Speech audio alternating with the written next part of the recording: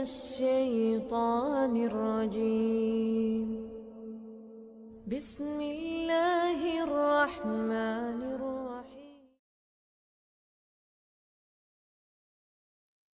Iya, ini ghaddul basar. Jadi kita menundukkan pandangan dalam arti pandangan kita tidak untuk melihat yang tidak baik-baik. Ya, menundukkan pandangan. Kalau terkait dengan lawan jenis, memang kita diperintahkan oleh Allah menundukkan pandangan. Bagi laki-laki, Quran surat An-Nur itu ayat 30, qul lil mu'minina ayyakuddu min absarihim. Ayat 31-nya wa qul lil mu'minati ayyakhdudna min absarihinna. Tidak ada ayat langsung. Tidak ada qul lil mu'minina yaghuddu. Qulil mu'minin yaghuddu min absarihim. Ayat 31-nya qul lil mu'minati yakhdudna min absarihinna. Baik mukmin laki maupun perempuan kewajibannya adalah ghaddul basar, menundukkan pandangan. Menundukkan pandangan di sini bukan berarti dingkluk terus gini, bukan. Dingkluk terus jalan ya ndak, nabrak nek gitu. Ya, menundukkan pandangan kalau kita melihat yang pertama kali, misalkan seorang laki-laki di jalan melihat perempuan, dalam pandangan pertama melihat, itu sudah langsung palingkan. Jangan diikuti, jangan diiringi dengan pandangan kedua, karena pandangan pertama itu tidak mengapa. Pandangan kedua, laisat laka asaniyah. Kata Nabi kepada Ali, pandangan pertama tidak mengapa wahai Ali, namun jangan kamu ikuti dengan pandangan yang kedua, la tutbi'in nadratan nadroh. Jangan kamu iringi pandangan pertama dengan pandangan berikutnya. Fa innalakal ula wa laysat lakal akhirah. Yang pertama itu tidak mengapa, namun tidak dengan pandangan yang kedua dan seterusnya. Nah, manusia dasarnya suka berpola pikir seperti Bani Israel. Begitu di jalan melihat perempuan cantik, pandangan pertama terus diiringi begitu. Nanti kalau tidak diiringi ya bisa jadi ben tidak termasuk mengiringi dalam pandangan kedua, jadi terus ini. Kalau ditanya, hadis Nabi tinggal keguyonan, kan yang pandangan pertama tidak apa-apa. Jadi terus dilatih gini, padahal perintahnya harus ghaddul basar. Nah, ini maksudnya menjaga pandangan, ghaddul basar. Bukan dengan ghaddul basar secara lahiriah dengan lawan jenis, misal di jalan itu saja, bukan.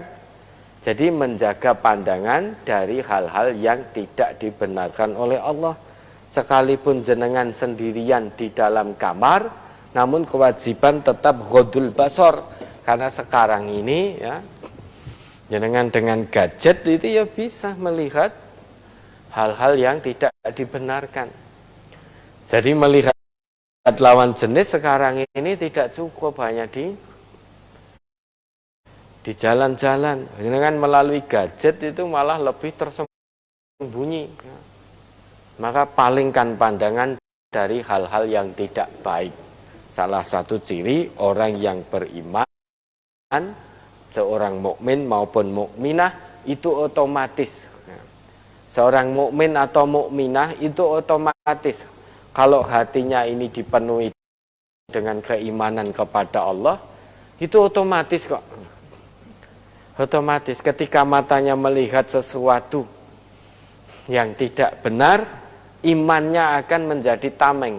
Dalam arti memalingkan dengan segera pandangannya. Itu otomatis. Kalau iman di hati ini penuh dengan keimanan, matanya juga penglihatannya penuh dengan keimanan. Maka kalau tidak sengaja melihat sesuatu yang tidak benar, maka otomatis matanya tidak nyaman, penglihatannya tidak nyaman, langsung dia palingkan. Ya, telinganya, pendengarannya juga begitu. Hati dipenuhi dengan keimanan, mendengar sesuatu yang diharamkan oleh Allah dan Rasulullah, misal diajak ghibah dan lain sebagainya, otomatis menolak. Nah, tidak malah asik, tidak, menolak, dia otomatis menolak. Mungkin dengan mengatakan lesannya, disambut dengan lesannya, ma yakunu lana an natakallama bihadza, tidak sepantasnya kita ngomongkan ini. Jadi itu otomatis. Kalau iman seseorang yang dalam hatinya itu imannya sodik, itu akan mempengaruhi seluruh organ tubuh.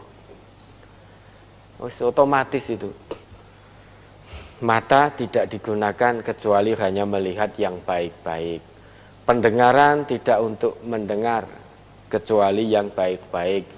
Lesan tidak untuk berucap kecuali yang baik-baik. Tidak mungkin orang yang hatinya dipenuhi dengan keimanan kok lesannya bohong, lesannya fitnah, mencaci, mengumpat, itu tidak mungkin.